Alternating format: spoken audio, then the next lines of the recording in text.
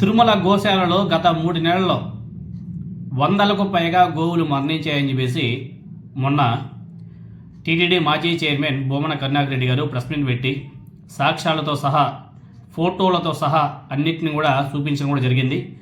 దాని మీద ఇప్పుడు సుబ్రహ్మణ్య స్వామి గారు కూడా ఏపీ హైకోర్టులో పిల్లి కూడా దాఖలు చేయడానికి సిద్ధమవుతున్నాడంట. దానికి సంబంధించి ఎవిడెన్స్ అన్నిటిని కూడా కలెక్ట్ చేస్తున్నాడంట. రేపో మాపు పిల్లి కూడా వేస్తారని చెప్పేసి నిన్న ఆయన ఎక్స్లో పోస్ట్ కూడా చేశాడు.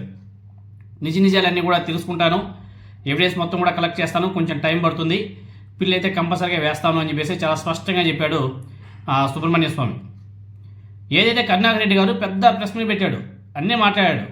దానికి బీజేపీ వాళ్ళు అదే తెలుగుదేశం పార్టీ నాయకులు ఏదైతే మాట్లాడుతున్నారు తప్ప ఇది తప్పు అనేసి మాత్రం మాట్లాడతారు తప్ప ఇప్పుడు ఆయన బొమ్మన కరుణాకర్ రెడ్డి గారు ఎవిడెన్స్తో సహా చూపిస్తున్నాడు కదా. ఆయన సవాల్ కూడా విసురుతున్నాడు, నాతో పాటు రండి, ఎంతమంది వస్తారో రండి, నేను చూపిస్తా, జేసీబీలు కూడా తీసుకురండి, నేను చూపిస్తా, ఎక్కడ మీరు పూడ్చిపెట్టారో తవ్వి మళ్ళీ నేను మీకు చూపిస్తానని చెప్పేసి ఆయన సవాల్ విసురుతున్నాడు. దానికి మాత్రం ఎవ్వరూ యాక్సెప్ట్ చేయట్లేదు. ఆ సవాల్ని యాక్సెప్ట్ చేయొచ్చు కదా, పదయ్యా కరుణాకర్ రెడ్డి, మేము వస్తాం బా నీ వెనక, చూపిద్దు, మాకు చూపించు అని చెప్పేసి ధైర్యంగా ముందుకు వెళ్లాల్సింది పోయి ఇంకా దానికి కౌంటర్లు వేసుకుంటున్నారు. ఇవన్నీ కూడా అసత్య ప్రచారాలు అని చెప్పేసి మాట్లాడుతున్నారు తప్ప ఆయన సవాల్ని స్వీకరించే దమ్ము మాత్రం ఏ పార్టీకి ఏ నాయకుడికి లేదు. నిన్న మన టీటీడీ చైర్మన్ బిఆర్ నాయుడు గారు కూడా మాట్లాడాడు, గోవుల మృతిని రాజకీయాలకు వాడుకోవడం అధర్మం. ఈ పాయింట్ చాలా నోట్ చేసుకోవాలి ప్రతి ఒక్కరు కూడా. గోవుల మృతిని రాజకీయాలకు వాడుకోవడం అధర్మం అంటే గోవులు మరణించేది నిజం, దాన్ని రాజకీయాలకు వాడుకోవడం అనేది అధర్మం అని చెప్పేసి మాట్లాడుతున్నాడు. మరి ఆ గోవులు ఎందుకు మరణించాయి, ఎలా మరణించాయి, అన్ని గోవులు ఎందుకు మరణించాయి, దాని గురించి ఏమైనా చెప్తున్నారా? అధర్మం అంట. అయ్యా, అలాంటి వారిని భక్తులు తిరస్కరించాలి. టీటీడీ చైర్మన్ బిఆర్ నాయుడు కీలక వ్యాఖ్యలు.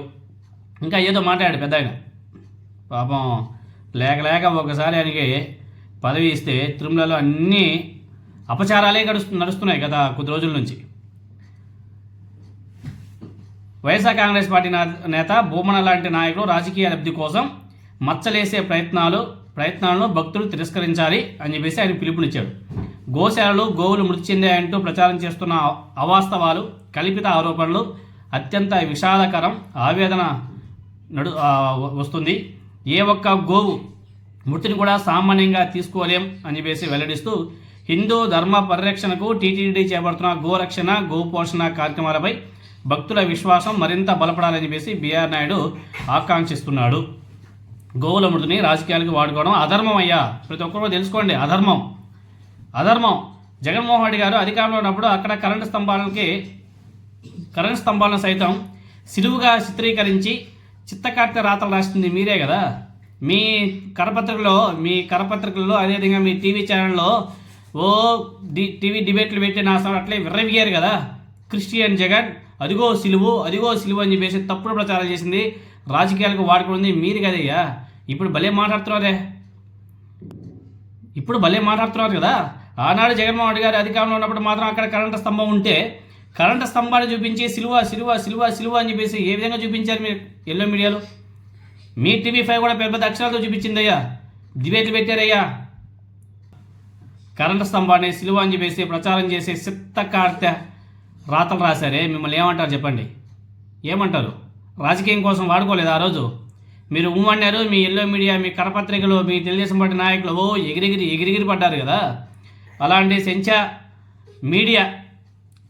మీడియా ముసుగులో ఉండడం ఎంత మాత్రం సమాజానికి శ్రేయస్కరం కాదు బిఆర్ నాయుడు గారు, అది గుర్తుపెట్టుకోండి.